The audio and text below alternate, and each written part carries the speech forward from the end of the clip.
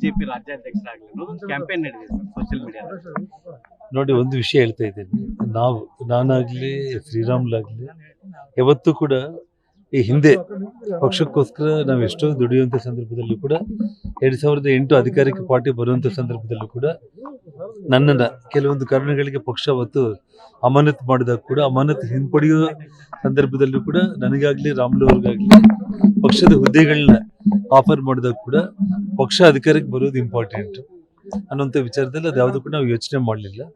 ಪಕ್ಷ ಅಂತಿಮವಾಗಿ ಏನು ತೀರ್ಮಾನ ತಗೊಳ್ಳಿತ್ತೋ ಅದು ಭಾಳ ಇಂಪಾರ್ಟೆಂಟ್. ರಾಮ್ಲು ವಿಚಾರದಲ್ಲಾಗಿರ್ಬೋದು, ವಿಜೇಂದ್ರ ಅವ್ರ ವಿಷಯದಲ್ಲಾಗಿರ್ಬೋದು, ಯಾರೇ ಆದರೂ ಕೂಡ ಪಕ್ಷ ಡೆಲ್ಲಿ ವರಿಷ್ಠರು ಏನು ತೀರ್ಮಾನ ತಗೊಳ್ತಾರೆ ಅದೇ ಅಂತಿಮ ಆಗುತ್ತೆ.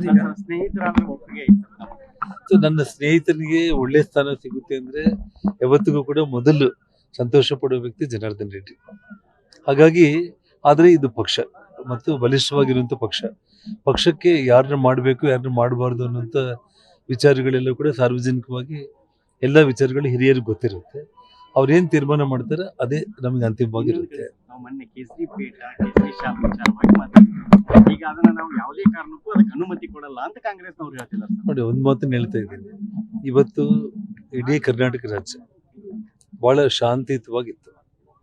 ಯಾರೂ ಕೂಡ ಹಿಜಾಬ್ ಬಗ್ಗೆ ಇನ್ನೊಂದ್ರ ಬಗ್ಗೆ ಯಾರೂ ಪ್ರಸ್ತಾಪ ಮಾಡಲಿಲ್ಲ. ಇವತ್ತು ಹೈಕೋರ್ಟ್ ಮತ್ತು ಸುಪ್ರೀಂ ಕೋರ್ಟಲ್ಲಿ ಮ್ಯಾಟ್ರ್ ಇದೆ.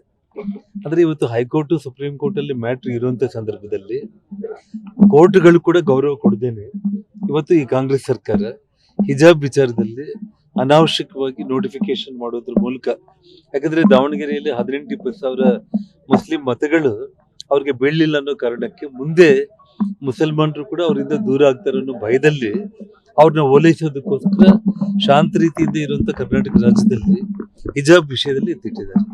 ಈ ವಿಷಯದಲ್ಲಿ ಈಗಾಗಲೇ ಬಸವನಗೌಡ ಪಾಟೀಲ್ ಯತ್ನಾಳ್ ಅವರು ಕೇಸರಿ ಪೇಟೆ ಮತ್ತು ಶಾಲ್ಗಳ ಬಗ್ಗೆ ಮತ್ತು ಅಟೆಂಡೆನ್ಸ್ ವಿಷಯದಲ್ಲಿ ಜೈ ಶ್ರೀರಾಮ್ ಅಂತ ಹೇಳಿ ಹೇಳ್ಬೇಕು ಅಂದಿದ್ದಾರೆ. ಅದರಲ್ಲಿ ಏನು ತಪ್ಪೇನಿದೆ? ಇವತ್ತು ಈ ದೇಶದಲ್ಲಿ ನಾವು ಯಾರಾದರೂ ನಮಗೆ ಶಿವಕುಮಾರ್ ಅಂತಂದ್ರೆ SR ಅಂತ ಹೇಳಿ ಕೈ ಎತ್ತೋದು ಬಿಟ್ರೆ, ಜೈ ಶ್ರೀರಾಮ್ ಅಂತ ಕೈ ಎತ್ತೋದು ಬಿಟ್ರೆ, SR ಅಂತ ಇಂಗ್ಲಿಷ್ ಪದ ಅಮೆರಿಕದವರು ಉಪಯೋಗಿಸ್ಕೊಳ್ಳಿ. ನಮ್ಮ ಭಾರತ ದೇಶದಲ್ಲಿ ನಾವು ಜೈ ಶ್ರೀರಾಮ್ ಅಂತ ನಾವು ಅನ್ನೋದ್ರಲ್ಲಿ ತಪ್ಪೇ ಇಲ್ಲ. ಈಗ ಕೇಸರಿ ಶಾಲು ಮತ್ತು ಪೇಟನ ವಿತರಣೆ ಮಾಡ್ತೀನಿ ಅಂತ ಹೇಳ್ತಿದ್ದಾರೆ ಸರ್, ಅದಕ್ಕೆ ತಮ್ಮ ಬೆಂಬಲ ಆಯ್ತು? ನೋಡಿ, ಖಂಡಿತವಾಗ್ಲೂ ಕೂಡ ಯತ್ನಾಳ್ ಅವರು ಈ ವಿಷಯದಲ್ಲಿ ಪಕ್ಷಾತೀತವಾಗಿ ನಾನು ಈ ದೇಶದ ಒಬ್ಬ ಸನಾತನ ಧರ್ಮದ ಮೇಲೆ ಹಿಂದೂ ಧರ್ಮದ ಮೇಲೆ ನಂಬಿಕೆ ಇಟ್ಕೊಂಡಿರೋನಾಗಿ ಇವತ್ತು ನಾವು ಶಾಲೆಗೆ ಹೋಗ್ತೀವಿ.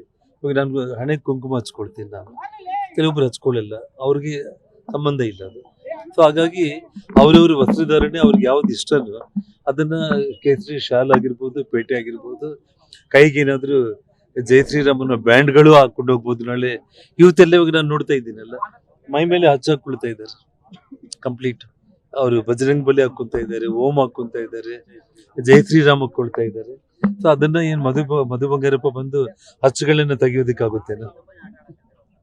ಯಾರಿಂದ ಸಾಧ್ಯನೇ ಆಗಿಲ್ಲ ಅಸಲು. ಇದೆಲ್ಲ ಕೂಡ ಅದೆಲ್ಲ ಸುಮ್ಮನೆ ಹುಚ್ಚು ಮಾತುಗಳು. ಅದರಿಂದ ಅವ್ರಿಗೆ ಆಗೋ ಲಾಭನೂ ಏನೂ ಇಲ್ಲ. ಶಾಂತಿಯುತವಾಗಿ ಇದ್ದ ರಾಜ್ಯನ ಹಿಜಾಬ್ ಮೂಲಕ ಅನಾವಶ್ಯಕವಾಗಿ ಗೊಂದಲ ಮಾಡೋದಕ್ಕೆ ಹೋಗಿ ಸಮಾಜ ಒಡೆಯೋ ಪ್ರಯತ್ನ ಮಾಡ್ತಾ ಇರೋದು ಕಾಂಗ್ರೆಸ್. ನ್ಯೂಸ್ ಫಸ್ಟ್, ನಿರ್ಭೀತಿಯಿಂದ ನಿಮ್ಮ ಪರವಾಗಿ.